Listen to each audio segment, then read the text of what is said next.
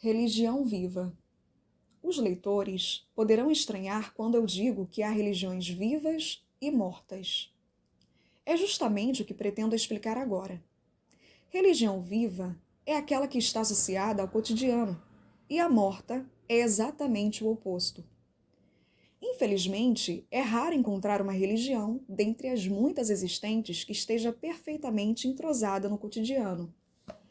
Em sua maioria, as doutrinas são elaboradas com perfeição, mas lamentavelmente não podemos esperar muito de sua força de edificação do caráter humano. Na época em que os fundadores de cada religião atuavam, há centenas ou milhares de anos, certamente essa força era grande e estava de acordo com a situação social da época. No entanto, sabemos que a capacidade de propagação dessas religiões foi enfraquecendo com o passar do tempo, até atingir a condição em que hoje elas se encontram.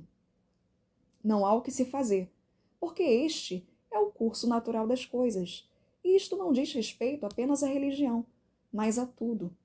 Só que, no caso da religião, esta situação demorou, mas finalmente ocorreu. Mesmo assim, nesse espaço de tempo, surgiram várias novas religiões adequadas à sua época. Fato este observado em qualquer país. Todavia, é comum que elas acabem desaparecendo porque dificilmente têm capacidade para superar as anteriores. Entre as religiões japonesas surgidas na Idade Moderna, que ainda mantêm considerável influência, podemos citar Nichiren Shu e Tenrikyo. Até aqui me referi à trajetória das religiões de forma geral. Agora, desejo mostrar como são as religiões da atualidade. É do conhecimento geral que, a partir do século XVIII, o desenvolvimento da cultura científica vem constituindo uma verdadeira ameaça às religiões e é fato inegável que isso contribuiu para sua decadência. A ciência dominou a tal ponto a mente humana que hoje o ser humano só aceita o que vem da ciência. Não bastasse isso, esse comportamento deu origem ao pensamento ateísta, que leva à degeneração moral desenfreada, criando desordem social e transformando este mundo em um verdadeiro inferno. Ainda há religiões antigas que se esforçam para edificar o ser humano por meio de ensinamentos, os quais foram sendo aperfeiçoados após a sua elaboração, centenas ou milhares de anos atrás. Entretanto, por terem se distanciado demais da atualidade, falta a elas força de edificação, e, falando francamente, a perda de adequação à realidade as torna meras antiguidades. Elas se assemelham às obras de arte, que na época da sua criação eram apreciadas em todo o seu esplendor, mas hoje perderam sua utilidade e estão limitadas a ser contempladas como meros patrimônios culturais. Dentre as novas religiões japonesas, há algumas que dão uma nova roupagem a esses patrimônios culturais para atrair as pessoas, mas, com certeza, terão existência limitada. Infelizmente, a religião foi superada pelo formidável progresso da cultura e ficou para trás.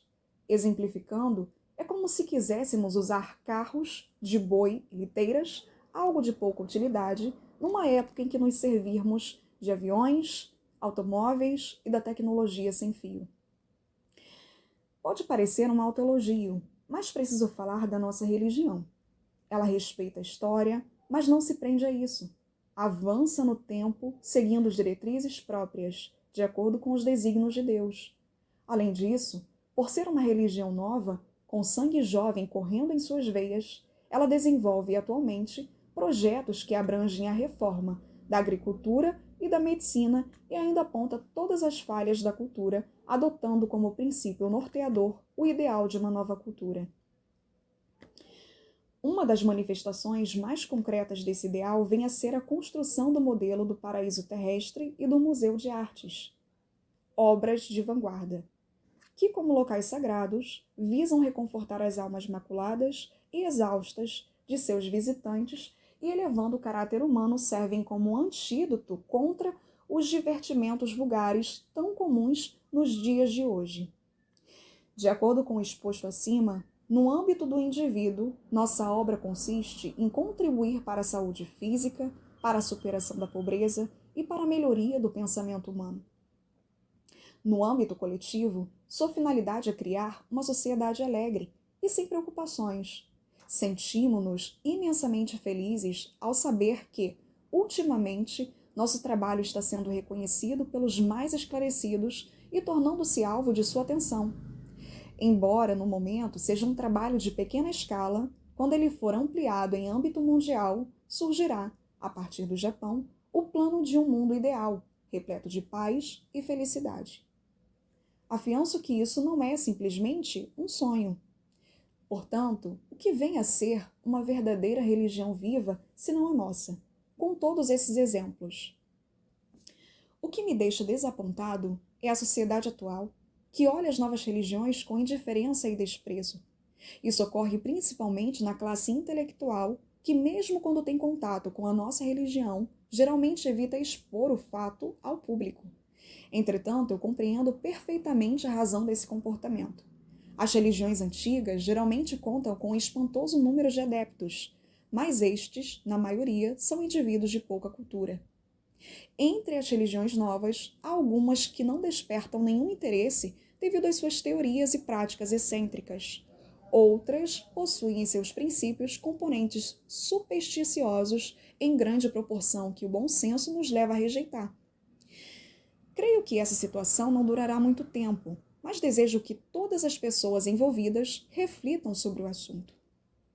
Há também os estudiosos de religiões que, para adaptar os antigos ensinamentos de santos, sábios e fundadores de religiões à época atual, os remodelam e dão a eles uma nova roupagem. Isso lhes confere uma aparência progressista e os torna de fácil aceitação pela classe intelectual. Mas restam dúvidas quanto à sua utilidade para a vida prática. O assunto me faz lembrar o pragmatismo de William James, renomado filósofo americano. Pragmatismo significa filosofia em ação, porém eu proponho alterar para religião em ação.